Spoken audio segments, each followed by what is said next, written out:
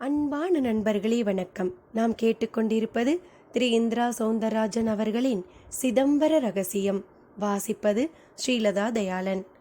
போன பகுதியில் குமரேசனும் ராஜேந்திரனும் ஆசாரியிடம் விசாரித்த போது அவர் பல அதிசயங்களை சொல்லிக் கொண்டிருந்தார். அப்போது அவர் காலகட்டத்தின் அற்புதம் பற்றி சொல்லத் தொடங்கினார். குருங்கிற கிரகம் துலா ராசி மண்டலத்தில் நுழையிற காலம் இது.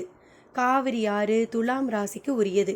அந்த ராசிக்குள்ள 12 வருஷத்துக்கு ஒரு முறை நுழையிற குரு அதே ராசிக்குள்ள 12வது முறை நுழையும் போது காவிரி நீரில் குறிப்பிட்ட நாட்கள் அமிர்த குணம் உண்டாகுது. அந்த நாட்களில் நாம் காவிரியில் மூழ்கி எழும்போது அந்த சக்தி தான் பாவங்களை போக்கி நம்மை புண்ணியவன் ஆக்கிடுது. இதெல்லாம் யார் சாமி சொன்னது? தண்ணியில் அழுக்கு வேணா போகும், பாவமெல்லாம் போகும்னா எப்படி சாமி? விஞ்ஞானம் யுகத்தில் மின் விளக்குக்கு கீழே உட்காந்துக்கிட்டு இதையெல்லாம் கேட்கறதும் நம்புறதும் முட்டாள்தனம்னு உங்களுக்கு தோணலையா? ஏ போலீஸ் தம்பி, நீ இப்போ விவாதம் பண்ண வந்தையா இல்லை வழி தேடி வந்திருக்கியா? வழி தேடிதான். அப்போ விவாதம் பண்ணுற மாதிரி பேசாத. காவிரி ஆற்றை பற்றி நான் சொன்னது சத்தியம். முக்கியமான ஒரு விஷயத்தையே இனிதான் சொல்ல போகிறேன். புஷ்கரம்ங்கிற மாதிரி விஷயங்கள் நடக்காம போனால் நாம் வாழற பூமி இப்போ இருக்கிற மாதிரியே இருக்காது.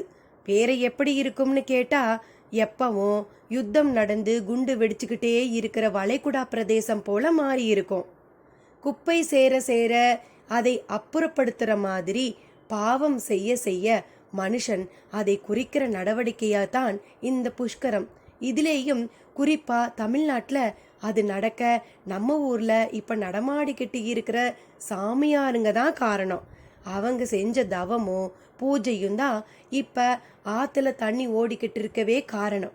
ஆகையால் இதில் புத்திசாலித்தனத்தை காட்டி கேள்வி கேட்கறதா நினச்சி உன்னை நீயே ஏமாத்திக்காத. பகுத்தறிவுங்கிறது ஒன்றை இல்லைன்னு சொல்கிறது கிடையாது. இல்லாத மாதிரி மறைஞ்சிருக்கிறத தேடி கண்டுபிடிக்கிறது. ஆசாரியின் விளக்கம் ராஜேந்திரனுக்கு கோபத்தை வரவழைத்து விட்டது. ஐயா, இந்த சாமியாருங்களால தான் எல்லா நல்லதும் நடக்குதுன்னு சொல்றீங்களே, என் மக காணாம போகவும் அவங்க தானே காரணம்.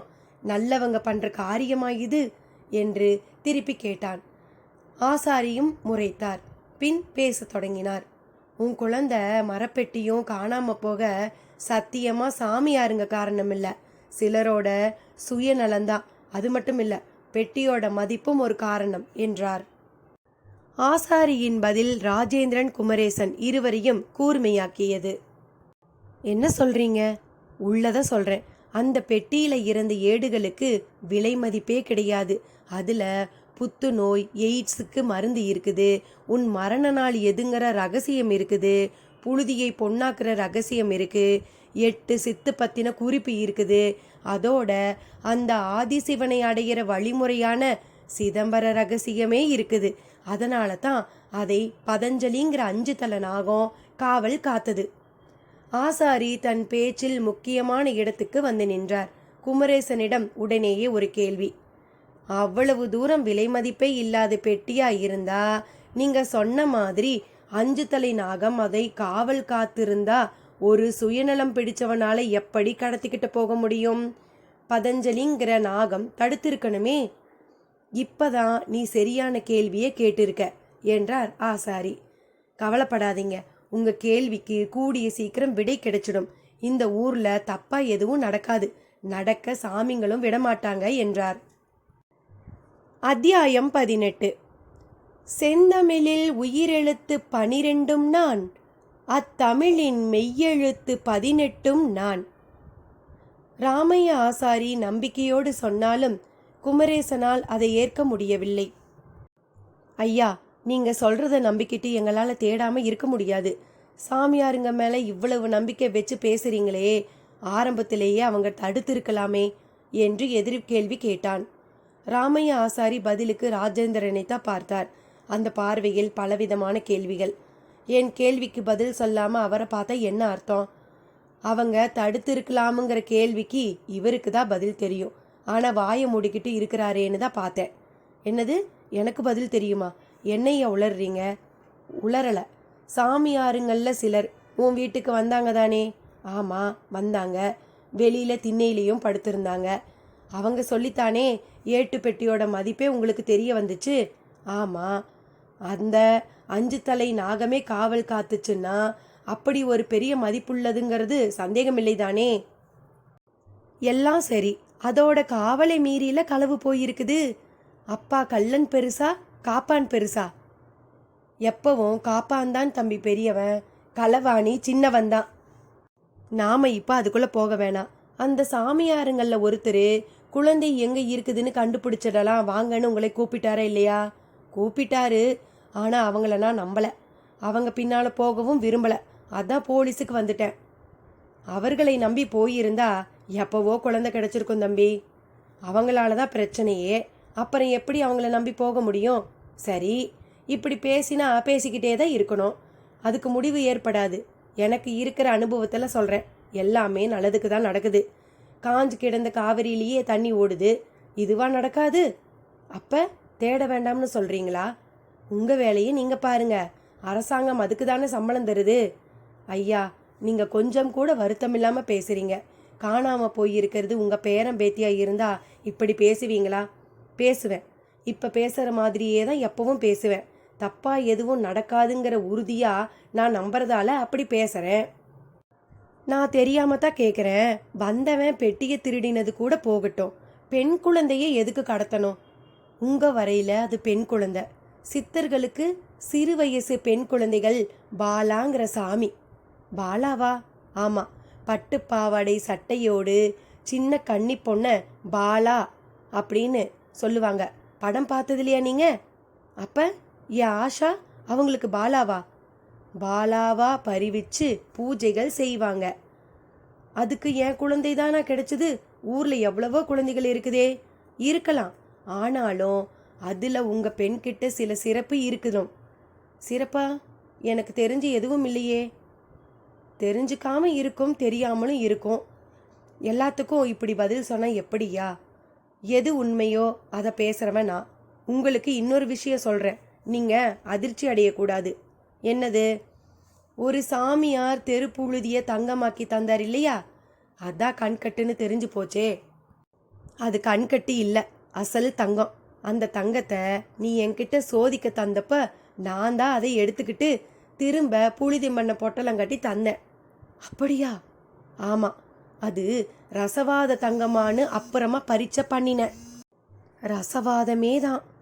ரசவாதம்னா கல்லையும் மண்ணையும் கூட தங்கமாக மாத்துறதுக்கு பேர் தான் ரசவாதம். சரி, அப்புறம் என்ன நடந்தது? அந்த சாமியார் ஒரு சித்தர். அவருக்கு பல வித்தைகள் தெரிஞ்சிருக்குது. ஆனால் அஷ்டசித்தி மட்டும் தெரியலை. அஷ்டசித்துனா அனிமா, மகிமா, கரிமா, லகிமா, பிராகாமியம், வசியம், பிராப்தம், ஈசத்துவம், இந்த 8 தான் அஷ்டசித்து. இதனால் என்ன பிரயோஜனம்? சுருக்கமாக சொல்கிறேன். தண்ணி மேலே நடக்கலாம், காற்றுல பறக்கலாம், அணுவாக மாறலாம், மழையாக கணக்கலாம், யாரையும் வசியம் பண்ணிடலாம், கூடு விட்டு கூடு பாயலாம், நினைச்சதையெல்லாம் அடையலாம், இறுதியா ஈசனா அதாவது அந்த கடவுளாகவே ஆகிடலாம். இதெல்லாம் கற்பனை, நடைமுறையில் சாத்தியமே கிடையாது.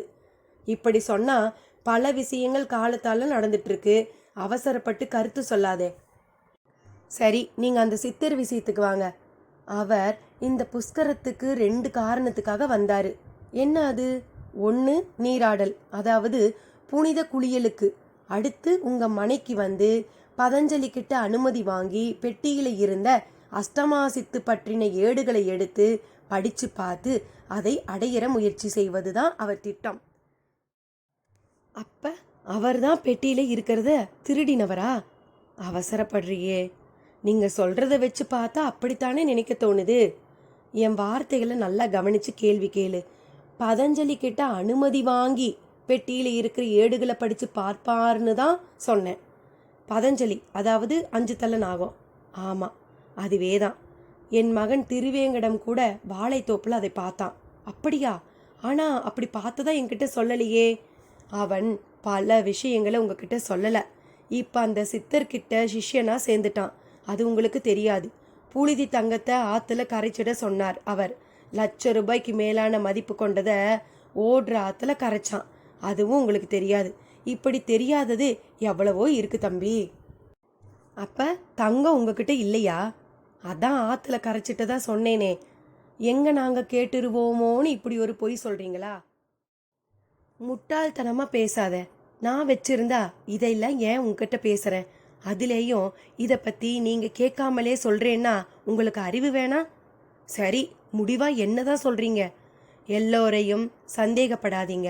சகல நாடுகளேயும் எல்லா மட்டத்திலேயுமே தப்பானவங்களும் இருக்காங்க, சரியானவங்களும் இருக்காங்க. ஆகையால குழந்தை சீக்கிரம் கிடைக்கணும்னா சாமியார்கள் உதவிய கேளுங்க. ஒரு யானைய இன்னொரு யானைய கொண்டு பிடிக்கிற மாதிரி இவங்கள கொண்டே குழந்தைய கடத்தின நபரை கண்டுபிடியுங்க. திரும்பவும் சொல்றேன், பகுத்தறிவுங்கிறது ஒரு விஷயத்தை மறுக்கிறது கிடையாது, சகலத்தையும் ஊடுருவி பார்க்கறது. என் அனுபவத்துல உறுதியா ஒரு கருத்து சொல்றேன். ஆன்மீகமோ விஞ்ஞானமும் தான். உங்க விஞ்ஞானத்துக்கு எல்லாம் பெரிய விஞ்ஞானம் அது. விஞ்ஞானம் இல்லாம எதுவும் இல்லை. பூமி சுத்துறதுன்னா அது விஞ்ஞானம். சுத்துனாதான் இரவு பகல் உண்டாகும். அப்படி சுத்துறதுலேயும் கொஞ்சம் சாஞ்சி சுத்துனா அதுவும் விஞ்ஞானம். அதை இத ஒரு மனுஷனா சாதிச்சான்? இல்ல, யுகம் யுகமா இப்படித்தான் இருக்கு. ஒரு பேரறிவு இதை செயல்படுத்திக்கிட்டு இருக்கு. அதைத்தான் நம்ம விருப்பத்துக்கு பல பேர்கள்ல கூப்பிடுறோம். இப்போதைக்கு இது போதும். ஆன்மீக விசாரத்துக்கு இது நேரமும் கிடையாது. போங்க, போய் நம்பிக்கையா தேடுங்க. நல்ல நேரத்துல காவிரியில போய் ஒரு முழுக்கு போடுங்க. பாவ மூட்டை பாரத்தோட தேடும்போது நல்லது சுலபத்துல வசப்படாது. அதை ஆத்துல விட்டுட்டு போய் தேடுங்க, நல்லதே நடக்கும். என் மகன் வரட்டும், அவன்கிட்டையும் சொல்றேன். புழுதியை தங்கமாக்கினவருக்கு உங்க பொண்ணு இருக்கிற இடத்த கண்டறியறது நிச்சயம் கஷ்டமான விஷயமா இருக்காது. எங்க மகன் மூலம் அவரும் உதவி செய்வார். ராமையா வெளுத்து வாங்கிவிட்டார். குமரேசனிடமும் ராஜேந்திரனிடமும் அதற்கு பின் பேச்சே இல்லை. இரவு நேரம். தென்னை மரத்தின் வளர்ந்த உடம்பில் தீப்பந்தங்களை கட்டியதில் பொன்னிற வெளிச்சம் பரவி காணப்பட்டது. பரதேசி சித்தர் அந்த இரவிலும் காவிரியில் முழுக்கு போட்டுவிட்டு வந்த நிலையில் தன் ஈரவேட்டியை ஒரு மரத்துக்கும் இன்னொரு மரத்துக்கும் நடுவில் கட்டியபடி இருந்தார். திருவேங்கடமும் அங்கே வந்து சேர்ந்தான். அவனிடம் மூச்சிறைப்பு. அவரோ கோவணத்தோடு தாடியை நீவி அதன் நுனியில் தேங்கிய நீரை வழித்து விட்டபடியே பார்த்தார். சாமி, எங்க நாயி? அது செத்து போச்சுங்க சாமி. செத்து போச்சா? விவரமா சொல்றேன் சாமி. அவனும் சொல்லத் தொடங்கினான். ராஜேந்திரன் வீடு. சுவாமி படம் முன் விளக்கு எரிந்து கொண்டிருந்தது. வெறித்த விழிகளோடு உட்கார்ந்திருந்தாள் தெய்வானை. அவளுக்கு சற்று தள்ளி அங்கம்மாள். அவள் வாங்கி வந்திருந்த ஐயா கடை இட்லி பொட்டலம் அவிழ்க்கப்படாமல் அப்படியே இருந்தது. தெய்வானைக்கு சாப்பிட பிடிக்கவில்லை. எப்படி பிடிக்கும்? 4-5 நாட்கள் சொந்த ஊர் பக்கமாய் சந்தோஷமாய் இருந்துவிட்டு சொத்தை விற்று பல லட்ச ரூபாய் பணத்தோடு திரும்ப போகிறோம் என்கின்ற கனவோடு வந்தவளுக்கு நேரெதிராகவே எல்லாம் நடந்தால் எப்படி பிடிக்கும்? அருகிலேயே இருந்த செல்போன் அடிக்கடி சப்தித்து, ஆஷா காணாம போயிட்டாலாமே, நிஜமாவா? போலீஸுக்கு போனியா? என்ன ஆச்சு என்று தெரிந்தவர்களிலிருந்து உறவினர்கள் வரை கேள்வியாய் கேட்டால் இவளும் என்னதான் செய்வாள்? எனவே ஸ்விட்ச் ஆஃப் செய்து விட்டாள். இந்த நிலையில் லேசான சப்தம் கேட்டாலும் வாசற்புறம் பார்ப்பதும் ஏமாறுவதுமாகவே இருந்தவள் இப்போதும் சப்தம் கேட்டு பார்த்தாள். மிக வயதான மனிதர். பார்க்க கண்ணியமான தோற்றத்தில் சற்றே பூனை கண்களோடு வந்தபடி இருந்தார். வெள்ளை குர்தா ஜிப்பா அணிந்து யோகாசன ஆசிரியரை போல தெரிந்தவர் புன்னகையோடு பார்த்தார். தெய்வானை சலனத்தோடு அவர் ஏறிட அந்த நொடியில் பேரதிர்ச்சி. அவள் கண்களுக்கு அவரது கழுத்துக்கு மேல் 5 தலை நாகம் படம் விரிக்கத் தொடங்கிற்று. அத்தியாயம் 19. மாமலை தொடர்களில் இமயம் நான், மாமனிதர் மனங்களில் சமயமும் நான். 5 தலை நாகத்தை மறுபடியும் காணவும் விக்கித்து போனாள் தெய்வானை. எல்லாம் சில நொடிகள்தான். வயதான அந்த மனிதர் உருவம்தான் அதன் பின் தெய்வானைக்கு புலனானது. அவர் தெய்வானையை உற்று பார்த்தார்.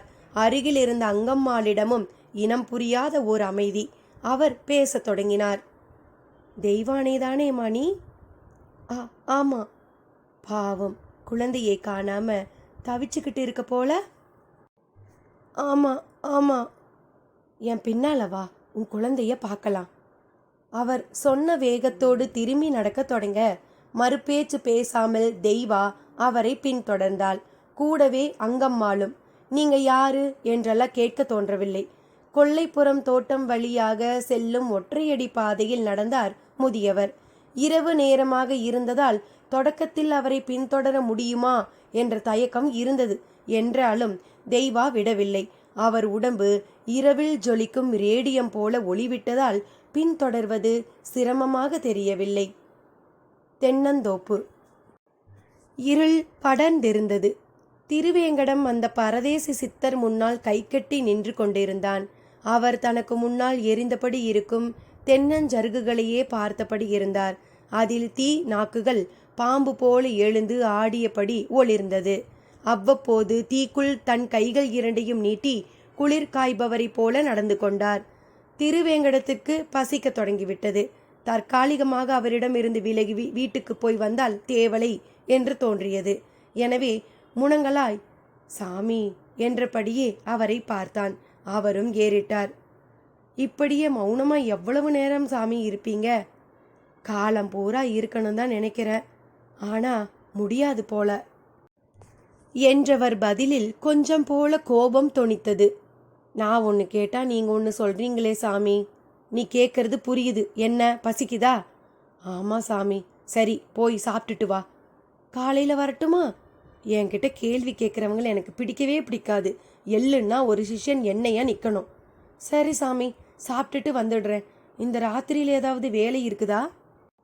இனிமேதான் உனக்கு நிறைய வேலை இருக்கு. சந்தோஷம்.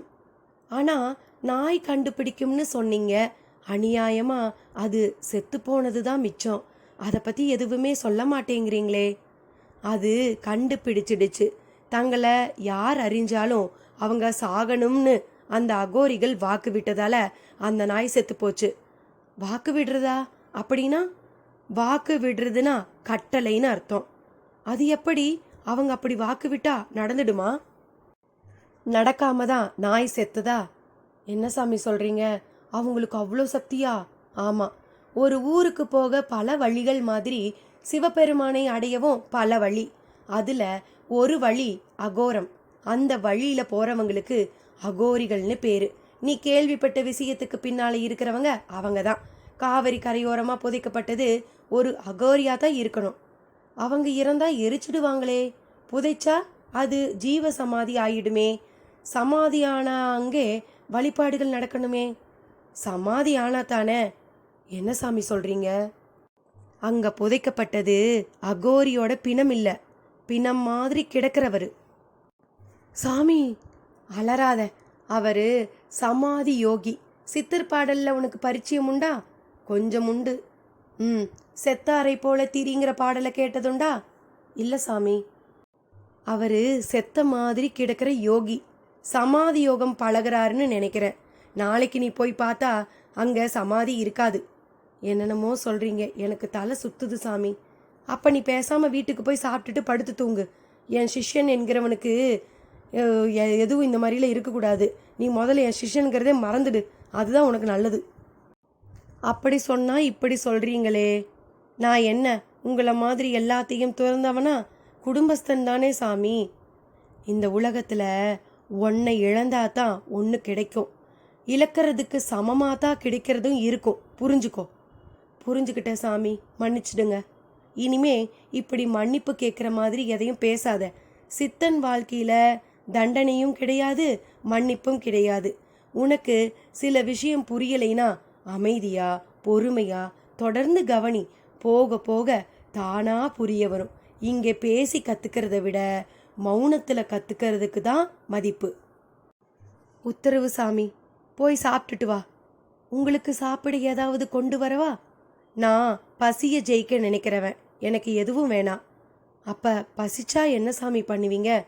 திரும்ப கேள்வியா? முதல்ல புறப்படு. தப்பா எடுத்துக்காதீங்க. அந்த அகோரியை எப்படி கண்டுபிடிக்க போறோம்? அதுக்கு மட்டுமாவது பதில் சொல்லுங்க. அதுக்கான நேரம் கடந்துடுச்சு. அவனை கண்டுபிடிக்க வேண்டியவங்க கண்டுபிடிப்பாங்க. இனி நம்ம குறி அவங்க கிடையாது. அப்ப அந்த பெட்டி ஏடுங்க எல்லாம்? நீ போய் பசி ஆறிட்டு வா. இப்படி துண்டு துண்டா கேள்வி கேட்காத. புறப்படு. அவர் சற்று கடுமையான குரலில் கூறவும் திருவேங்கடமும் வேகமாக புறப்பட்டான். மணி 10 இருக்கும். புஷ்கர நீராடலுக்கு வந்திருந்த அவ்வளவு சாமியார்களும் சித்தர்களும் வட்டமாக அமர்ந்து தியானத்தில் ஈடுபட்டிருந்தனர். நடுவில் நெருப்பு எரிந்து கொண்டிருந்தது. சுற்றிலும் மரங்களில் அவர்கள் காயப்போட்டிருந்த காவி வேட்டிகளும் துண்டுகளும் காற்றில் ஆடிக்கொண்டிருந்தன. அவர்கள் காதுகளில் ஜீப் ஒன்று வந்து நிற்கும் சப்தம் கேட்கவும் சிலர் மட்டும் திரும்பி பார்த்தனர். குமரேசனும் ராஜேந்திரனும் இறங்கி வந்து கொண்டிருந்தனர். ராஜேந்திரன் வீட்டுக்கு வந்திருந்த அந்த பரதேசி சித்தரும் அங்கே இருந்தார். இருவரையும் பார்க்கவும் முகத்தில் சின்ன புன்னகை. அவர் எழுந்திருக்கவும் எல்லோரும் எழுந்தனர். வாங்க தம்பி என்று பரதேசி சித்தர் வரவேற்றார். இவர்தான் என் வீட்டு திண்ணையில படுத்திருந்தவர். பெட்டிகை பத்தின ரகசியங்களையும் சொன்னவர். குமரேசனுக்கு அவரை காட்டினான் ராஜேந்திரன். என்ன, இங்க எங்ககிட்டயும் விசாரணையா? அவர் சிரித்தபடியே கேட்டார். ஆமா சாமி, காணாம போயிருக்கிறது பச்சை குழந்தை, அதுலேயும் பெண் குழந்தையாச்சே. உங்களுக்கு இப்ப என்ன தெரியணும்? உங்கள ஒருத்தர் தான் குழந்தையையும் பெட்டியையும் தூக்கிட்டு போயிருக்காங்க. மன்னிக்கணும், பெட்டியில உள்ள ஏடுகளையும் தூக்கிட்டு போயிருக்காங்க. அவரை கண்டுபிடிக்க நீங்க உதவணும். தப்பா பேசாதீங்க. கட்டி இருக்கிற காவி துணியையே பாரமா நினைக்கிற துறவிங்க நாங்க. திருட்டு, பொய், ஆசை எதுவும் எங்களுக்கு கிடையாது. அப்ப தூக்கிட்டு போன நபர் உங்கள ஒருத்தர் இல்லையா? ஆமா, அவங்க மார்க்கமே வேற. அப்படின்னா உங்க போலீஸ் இலாக்காவில் பல பிரிவுகள் இருக்குதே. உங்களுக்கு காக்கி யூனிஃபார்ம்னா போக்குவரத்து போலீஸுக்கு வெள்ளை சட்டை. அவர் கடமை வேற, உங்க கடமை வேற தானே. சரி, அந்த நபரை உங்களுக்கு தெரியுமா? அவரை பத்தி உங்களால உபயோகமான தகவல் தர முடியுமா? எதுக்கு கேக்குறீங்க? அவங்கள கண்டுபிடிக்கத்தானே. ஆமா, அதுதானே இப்ப எங்க முதல் நோக்கம். குமரேசன் சொல்லவும் அவர்களில் ஒருவர் சற்றே முன்னே வந்தார். உங்க மகளோட போட்டோ இருக்கா என்று கேட்டார். அது எதுக்கு? நான் பார்க்கத்தான். பார்த்து என்ன பண்ணுவீங்க? படம் இருந்தா முதல்ல காட்டுங்க. படமா இல்ல, ஆனா என் செல்போன்ல அவ படங்கள் கேலரியில இருக்குது, காட்டவா? என் கண்ணுக்கு உருவம் தெரியணும். அது தெரிஞ்சா போதும். நான் மாயா விஞ்ஞானம் என்ற ஏடு படிச்சவன். உருவத்தை வச்சு அது போன திசையை முதல்ல கண்டுபிடிப்பேன். அப்புறம் என் ஞான திருஷ்டியால அந்த திசையை நோக்கி உருவத்துக்குரிய பேரை சொல்லுவேன். இப்படி அடுக்கடுக்கா 5 செயல் செய்யணும். இதுக்கு பஞ்சனம்னு பேரு. லட்சத்துல ஒருத்தருக்கு தான் வசப்படும். நான் அதுல ஒருத்தன். நீங்க போட்டோவை இல்ல உருவத்தை காட்டுங்க. அவர் சொன்னதை தொடர்ந்து ராஜேந்திரன் செல்போனில் இருந்த ஆஷாவின் உருவத்தை காட்டினான். உற்று சில வினாடிகள் பார்த்தவர் பிறகு பேரென்ன என்று கேட்டு ஆஷா என்பதனை தெரிந்து கொண்டு அந்த பேரை தீர்க்கமாய் மனதில் நினைத்தபடி கண்களை மூடினார். அவர் முயற்சி வெல்ல வேண்டும் என்பதற்காக சுற்றி இருந்தவர்கள் ஓம் நம சிவாய, ஓம் நம சிவாய என்றனர். அதன் பின் அவர் பெரிதாக சோம்பல் முறித்தார். அப்படியே சுற்றவும் செய்தார். தொடர்ந்து பல முறை சுற்றியவர் சட்டென்று ஒரு கட்டத்தில் நின்று கண்களை திறந்து தனக்கு எதிரில் கையை காட்டி அந்த திசையில்தான் அந்த குழந்தை இருக்கா என்றார். அது திருச்சி நோக்கி செல்லும் பாதை. அடுத்து கண்களை மூடிக்கொண்டு திரும்ப சுற்ற தொடங்கியவர் இந்த திசைதான், இந்த திசையில தான் குழந்தை இருக்குது. ஒரு கழுகா பறந்தா அதோட கணக்குக்கு 15 நிமிஷம் தூரம். அங்கே அது இருக்கிற இடத்துல ஜலசலனம் இருக்குது, அதாவது தண்ணி தெரியுது. அதாவது ஆறோ கிணறோ இல்ல குளமோ கட்டாயம் இருக்கணும். கூடவே பெரிய அளவுல உலோகமும் இருக்குது. ஒரு பக்கம் நீரு, மறுபக்கம் யானை உயரத்துக்கு ஏதோ தெரியுது என்றார். குமரேசனுக்கு குழப்பமாக இருந்தது. ஐயா, இப்படியெல்லாம் சொன்னா எப்படி கண்டுபிடிக்க முடியும்? உலோகம் நீருன்னு சொல்றவங்களால அந்த ஊர் எதுன்னு சொல்ல முடியாதா? ஊர் பேரு பேரு பேரு. அவர் முணுமுணுத்தபடியே கண்களை திரும்ப மூடிக்கொண்டார். ராஜேந்திரனோ நம்பிக்கை இழந்தவனாக பேசாமல் ஓரிடத்தில் போய் உட்கார்ந்து விட்டான். அவனுக்கு சலிப்பாக இருந்தது. அப்போது அவரிடமிருந்து கோனேரி கோனேரி என்கின்ற வார்த்தைகள் வெளிவரவும் குமரேசனும் வேகமாக ஐயா, அது கோனேரி ராஜபுரம்னு நினைக்கிறேன் என்றான். கோனேரி ராஜபுரம்னா அங்க அதர்வண வேதம் வித்தை தெரிஞ்சவங்க நிறைய பேர் இருக்காங்களே, அதுல யாரா இருக்கும் என்று அந்த பரதேசி சித்தர் முன்னால் வர, அந்த ஊர்ல வீடு வீடா பூந்து தேடுங்க, உங்க பொண்ணு நிச்சயம் கிடைப்பா, இது சத்தியம், இது என் பஞ்சனை மேல சத்தியம் என்றார் அவர். இந்த இரவுல அந்த ஊருக்கு போய் எங்க என்று தேடுவது?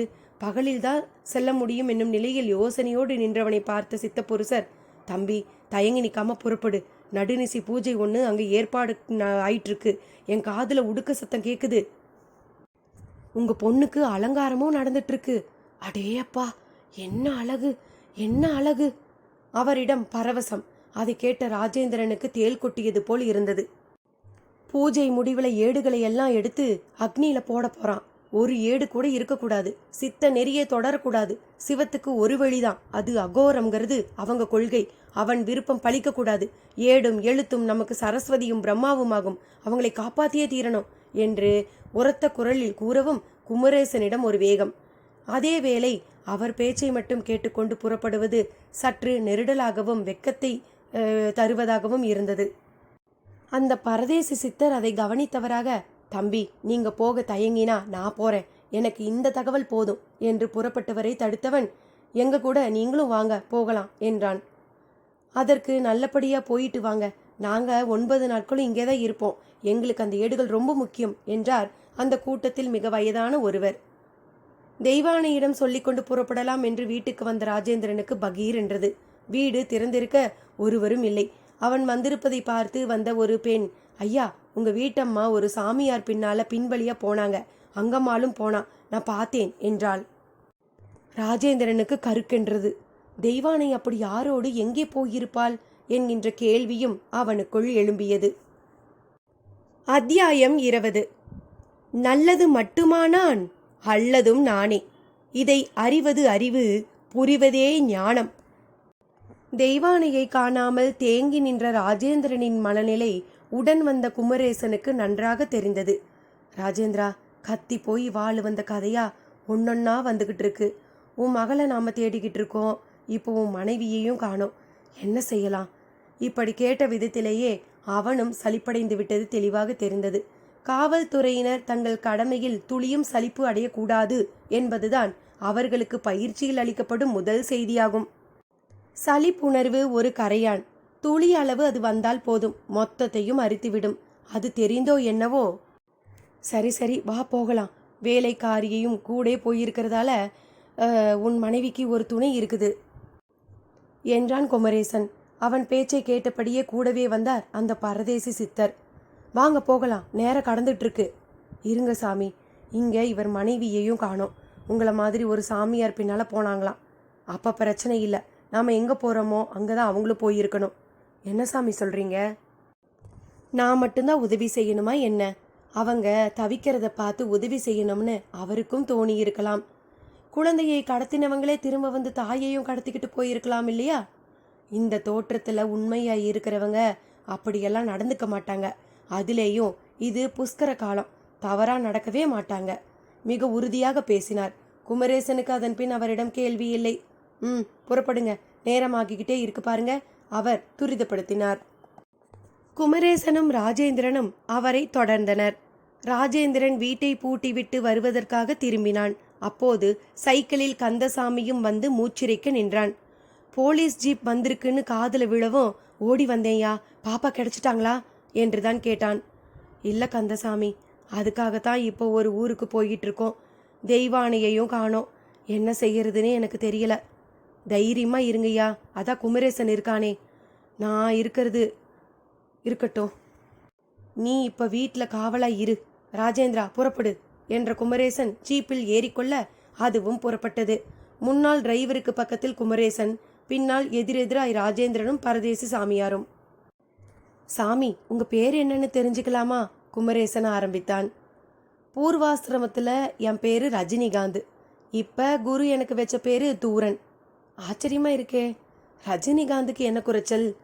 யாராயிருந்தாலும் சந்நியாசத்துக்கு வந்துட்டா அது மறுபிறப்பு, அப்ப பேரும் மாறிடும். உங்களுக்கு கல்யாணம் ஆயிடுச்சா? இல்ல வேலை கிடைக்காம தப்பு தண்டா பண்ணி ஜெயிலுக்கெல்லாம் போய் திருந்தி சாமியாராயிட்டீங்களா? குமரேசன் கேட்ட விதம் அவருக்கு சிரிப்பை வரவழைத்தது. அவர் முகத்தில் கோபம் தெரிந்தது. தப்பா எடுத்துக்காதீங்க, நான் சந்திச்ச சாமியாருங்க எல்லாமே இப்படித்தான். நான் அப்படி இல்லை தம்பி. அப்போ நீங்கள் என்ன பண்ணிட்டு இருந்தீங்க? அந்த பேச்சு இப்போ வேண்டாமே. ஏன் தயங்குறீங்க? நான் உங்களை ஒரு போலீஸ்காரராக சந்தேகப்பட்டெல்லாம் கேட்கல, சும்மா தான் கேட்டேன். நாம் அந்த ஊருக்கு போக எப்படியும் 1 மணி நேரம் ஆகும், பேசிக்கிட்டே போகலான் தான் கேட்டேன். என்னை பற்றி மட்டும் கேட்காதீங்க. என்னோட முன் பிறப்பை முழுசாக மறக்க நினைக்கிறேன். வேற கேள்விகள் இருந்தால் கேளுங்க. நீங்கள் மறுக்கவும் தான் உங்களை பற்றி தெரிஞ்சுக்கிற ஆவல் அதிகமாகுது. விடுங்க, வேற பேச்சு பேசுங்க. சரி, நீங்கள் எங்கே இருப்பீங்க? ஆசிரமம் மாதிரி ஏதாவது உண்டா? நான் இமயமலை தொடரில் இருக்கிற ஒரு ஊரில் ஆசிரமத்தில் இருக்கேன். புஷ்கரத்துக்காக இங்கே வந்திருக்கேன். அப்போ இந்த புஷ்கரம் அவ்வளவு பெருசா? நிச்சயமா. நீங்கள் இருக்கிற இடத்துல கங்கை பாயுதுல? கங்கையை விடவா இந்த காவேரி பெருசு? அப்படி இல்லை.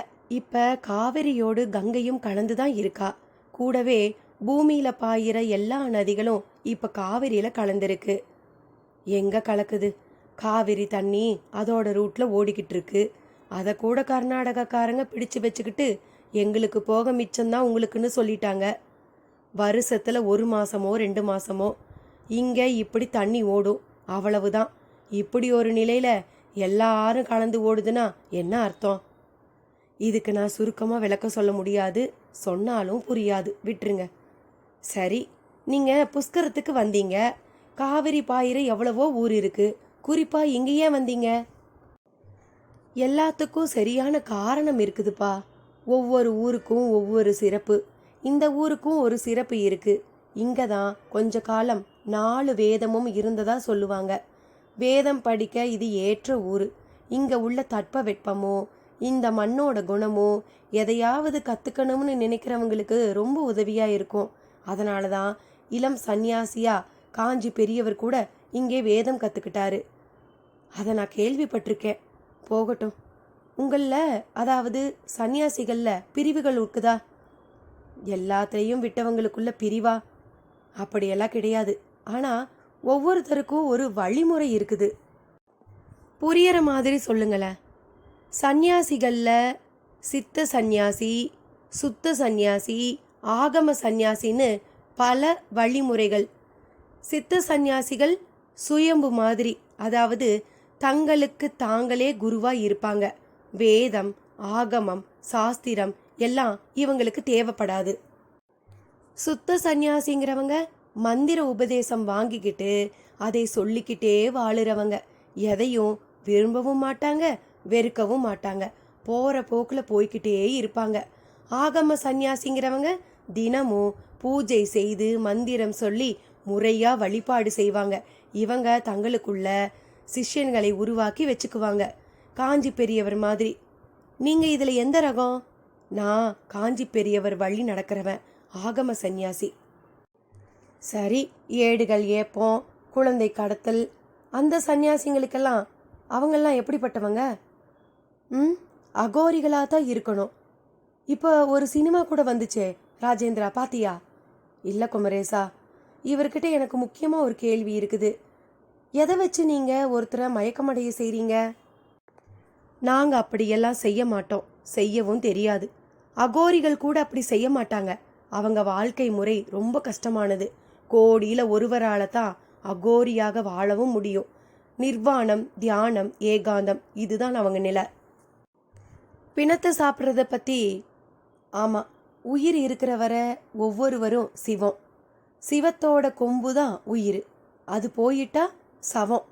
சவத்தை சாப்பிட்டு தன்னுள் ஐக்கியப்படுத்திக்குவாங்க. இதனால் இறந்தவர் ஆத்மா திரும்ப பிறக்காதபடி முக்தி அடையும்.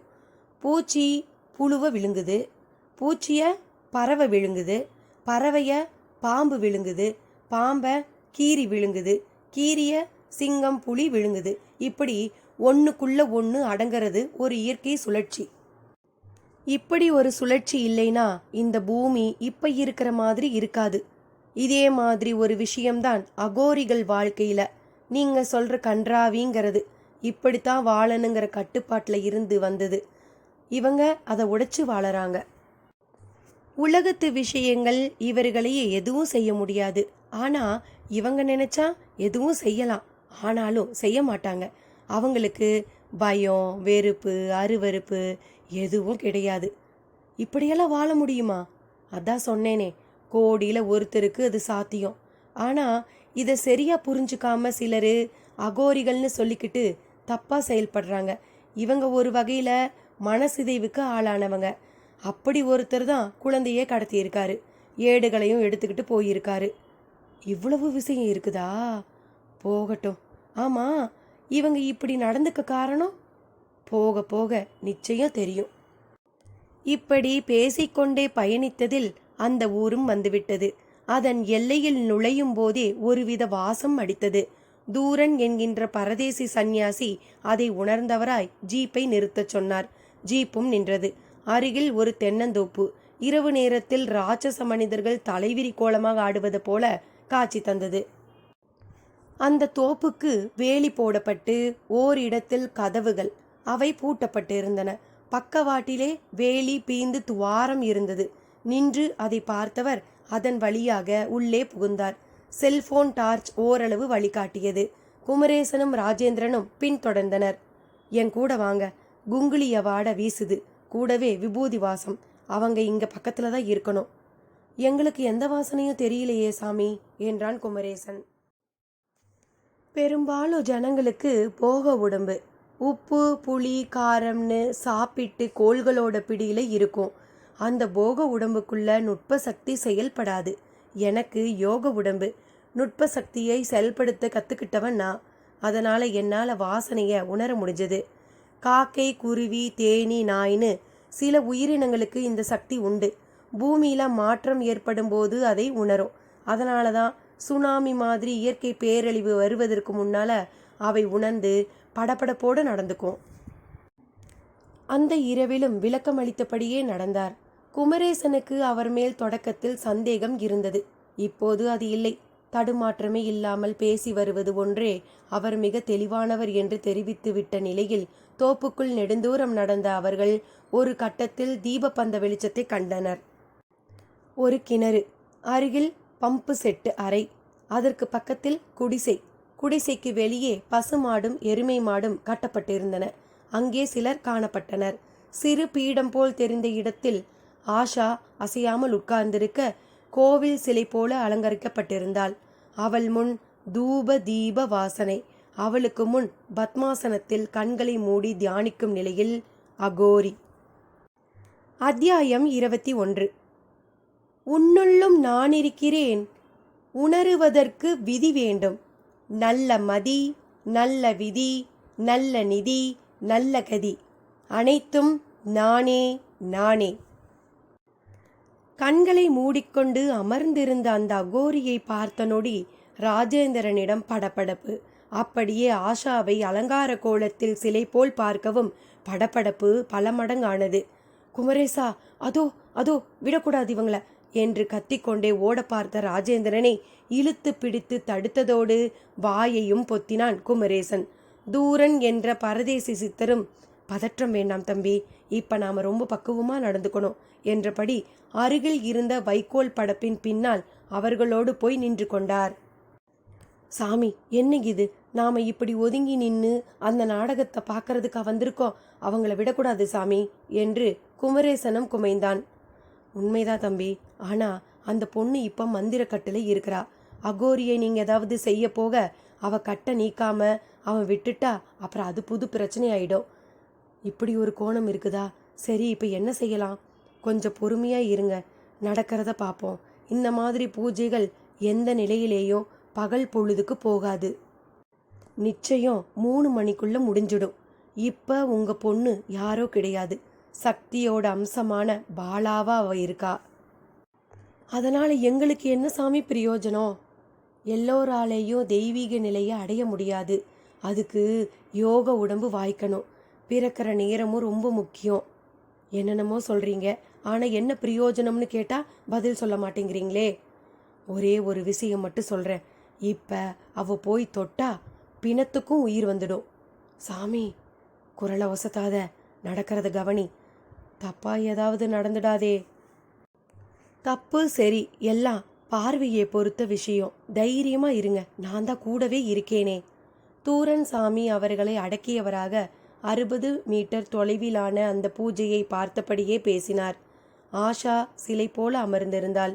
பட்டு உடையில், பின்னிவிடப்பட்ட ஒற்றை சடையில், நெற்றியின் வகுட்டில் தங்கச் சுட்டி தொங்கும் நிலையில் குங்குமப் பொட்டு அவளின் சிறிய வயதை பல மடங்கு அதிகரிக்க செய்திருந்தது. ராஜேந்திரனுக்கு ஏதோ கனவு காண்பது மாதிரிதான் இருந்தது. அங்கே அகோரியை கடந்து மேலும் சிலர், அவர்கள் சட்டை அணியாமல் இடுப்பில் வேட்டி துண்டு கட்டி மிக பணிவான பக்தர்கள் போல் இருந்தனர். கூர்ந்து பார்க்கவும் தான் தெரிந்தது. அவர்களில் ஒருவர் முன்னாள் எம்எல்ஏ. அடப்பாவி, இவன் எதுக்கு இங்க வந்தான் என்று குமரேசன் அதிர்ந்திட, யார் குமரேசா, யார் அது என்று ராஜேந்திரனும் கேட்க, எம்எல்ஏவா இருந்தவன், அப்படி இருந்தப்ப கோடி கோடியா சுருட்டுனவன், நீ சென்னைக்கு போயிட்டதால உனக்கு தெரியல என்றான் குமரேசன். இருவரும் பேசிக்கொண்டே இருந்த அந்த தருணத்தில் மாஜி எம்எல்ஏ ஆஷாவை சுற்றி வந்து வணங்க தொடங்கினான். என்ன சாமி இது, சுற்றி வந்து கும்பிடுறாங்க? ஆமாம், நான் தான் சொன்னேனே, உங்கள் பொண்ணு இப்போ பாலா, அதான் அவங்க கும்பிடுறாங்க. சாமி கும்பிட எதுக்கு இந்த திருட்டுத்தனம்? இந்த பிரத்யேக வழிபாடு. சுற்றி வரவங்களுக்கு ஏதோ கோரிக்கை இருக்குது, அது நிறைவேறத்தான் வழிபாடு செய்கிறாரு. இப்படி செய்தா கோரிக்கை நிறைவேடுமா? பூஜை மிக சரியா நடந்தா நிறைவேறும். மிக சரியானா அதுக்குன்னு விதிமுறைகள் இருக்குது, அதன்படின்னு அர்த்தம். எல்லாத்துக்கும் ஒரு பதில் சொல்லிடுங்க. சாமிங்கிறது ரொம்ப பெரிய விஷயம். இப்படி திருட்டுத்தனமாக பூஜைக்கு அதை வசப்படுதுன்னு எப்படி சாமி சொல்கிறீங்க? பதில் கூறாமல் சிரித்தார் தூரன் சாமி.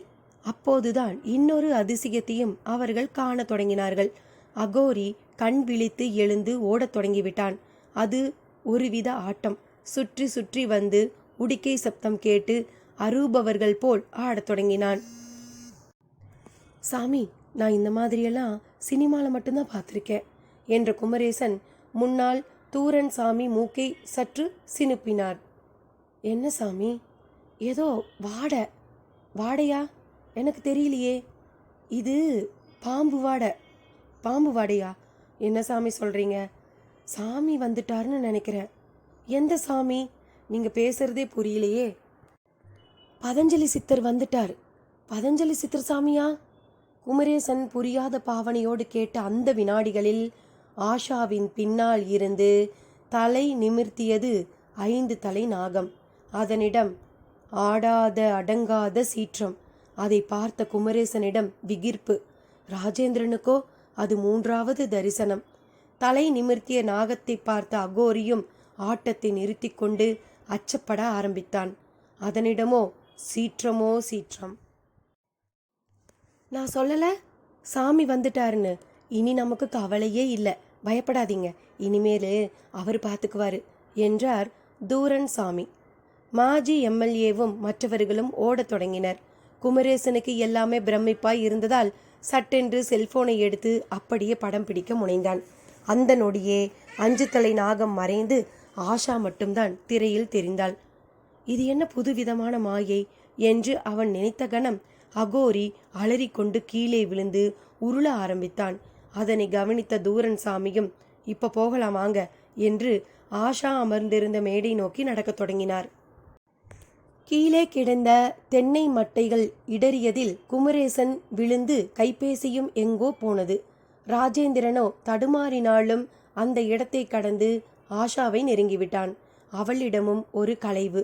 தன்னை நெருங்கிய உருவத்தை முதலில் யாரோ 3வது நபரை பார்ப்பது போல பார்த்தவள் பிறகு அப்பா என்று 2 கைகளையும் நீட்டியபடியே வேகமானாள். ஆஷா என்று ராஜேந்திரனும் அவளை கட்டிக்கொண்டான்.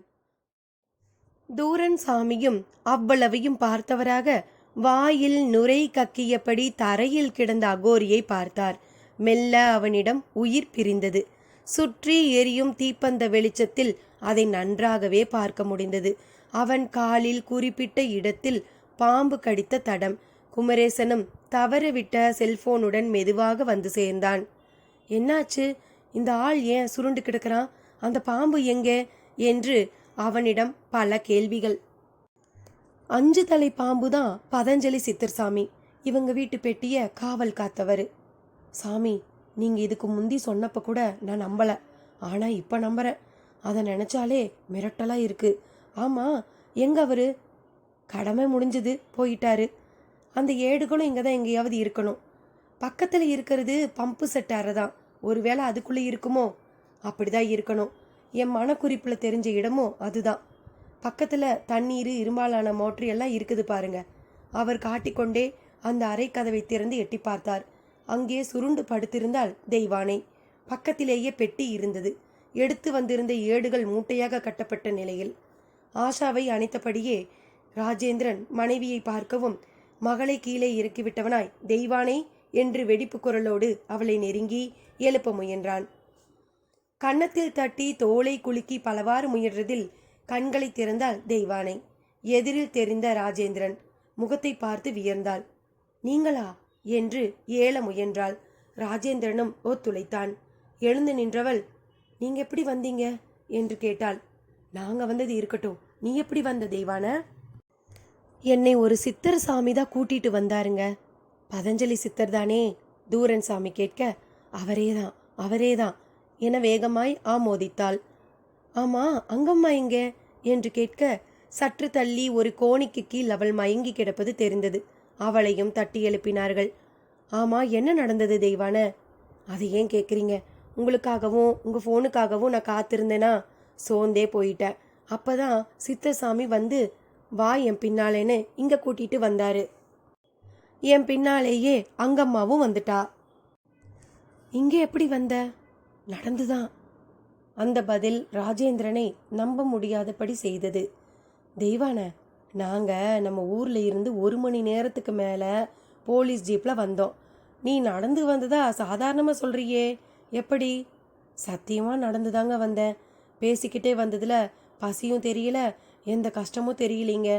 அவளது பதிலை ஓர் அதிசயமாக ராஜேந்திரன் கருதவும் தூரன் சாமி இடைமறித்தார். எந்த சித்தர் சாமிகளோடு நடந்தாலும் நமக்கு களைப்பு தெரியாது. நமக்கே தெரியாம நம்ம அவங்க இயக்கி கூட்டிக்கிட்டு போயிடுவாங்க. அவங்களோட அஷ்டமாசித்துக்கு முன்னால இதெல்லாம் ஒண்ணுமே இல்லை. அதிலேயும் பதஞ்சலி சித்தர் சாமி அசாதாரண சக்தி கொண்டவர். சரி, இங்க ஏன் மயங்கி கிடந்த? மனைவியிடம் கேட்டான். நாங்க இங்க வரவும் சாமியை திடீர்னு காணோம். நான் ஆஷாவை பார்த்துட்டு ஓடினேன். உடனேயே இங்கே இருந்த இந்த அகோரி ஆட்கள் என்னை குண்டுக்கட்ட தூக்கிட்டு போய் முகத்தில் துணியை வச்சு அமுக்கினாங்க. நான் மயங்கிட்டேன். அங்கம்மாவையும் அப்படிதான் செய்திருக்கணும் என்றாள்.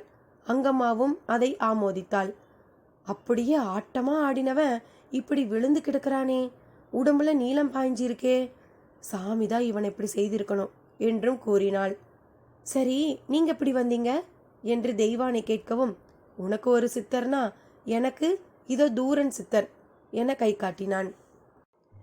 இது எதிலும் கவனத்தை செலுத்தாமல் ஏட்டுக்கட்டு மூட்டையை அவிழ்த்து அதில் இருப்பதை படிக்க முனைந்தான் குமரேசன். இது படிக்கிற நேரமா? எல்லாத்தையும் எடுத்துக்கிட்டு புறப்படுவோம்பா. புறப்பட்டுதான் தீரணும். அதே சமயம் இவரோட உடம்ப இப்படியே விடக்கூடாது. இவங்க இங்கே வந்தது எதுக்கு? இந்த இடம் யாரோடதுன்னு விடிஞ்சா எனக்கு நிறையவே வேலை இருக்குது ராஜேந்திரா. அதை ஒரு பக்கம் செய்யும் போதே எங்களை கொஞ்சம் வீட்டுக்கு கொண்டு போய் விட்டுடு. முதல்ல வீட்டுக்கு போய் அக்கடான்னு உட்காரணும். பொழுது விடிஞ்ச உடனேயே சென்னைக்கு புறப்பட போறேன். வீட்டை இப்போதைக்கு விற்க போறதில்ல, கொஞ்ச நாள் அப்படியே இருக்கட்டும் என்று படபடப்பாக பேசிய ராஜேந்திரனை பார்த்து சிரித்தார் தூரன் சாமி. தம்பி, உனக்கு இனிமேதான் பெரிய கடமைகள் இருக்கு. இப்ப நடந்தது ஒண்ணுமே இல்லப்பா என்றார். அதை கேட்ட தெய்வானைக்கு பகீர் என்றது. குழந்தை கிடைத்து ஏடுகளும் கிடைத்தும் இன்னும் அடுத்து பெரிதாய் என்ன இருக்க போகிறது? இனிதாங்க பல ஆச்சரியங்கள் இருக்க போகுது. தொடர்ந்து கேட்போம் அடுத்த பகுதியில். நன்றி நண்பர்களே.